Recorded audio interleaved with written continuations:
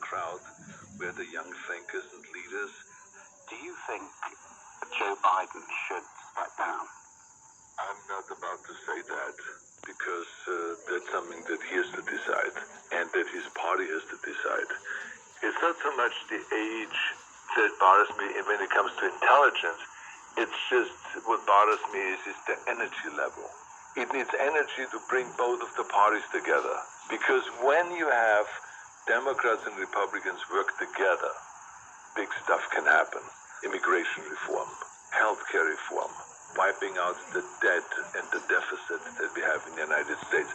And the only way you can tackle it is if both of the parties work together. Do you see that happening? Of course it can happen. In that case, what would a Trump second term look like for America? Would it be the kind of reaching across the aisle that you've just described, or not? Why would we talk about that when it is Because it's a real possibility. No, trust me. He would not be our next president. Why do you say I so? think that he will get maybe the nomination, but because the majority of people are not interested in him. I think it's a waste of time to talk about a Trump presidency because it's a fantasy. And I hate to talk about fantasies. I like to talk about reality. I mean, Donald Trump has 30%, 33% of the votes, which is the hardcore right. And speaking there to the BBC's Justin Webb, and the main news this hour.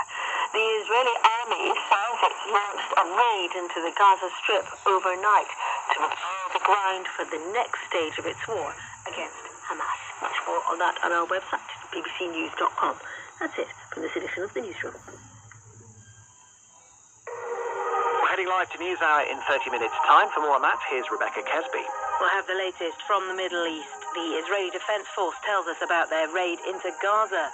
More on the new House Speaker in the States. Will this end the political chaos? And the theatre company that's left Russia for France. That's followed by the inquiry. And this week, what can US diplomacy achieve in the Middle East? Administrations have sort of worked around the edges on some issues, but I would not say there's been any concerted effort to initiate a peace process since about the Clinton administration.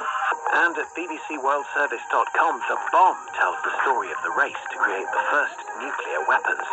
He was desperate to keep what he thought of as his brainstorm out of German hands. For more, just search The Bomb wherever you get your podcasts.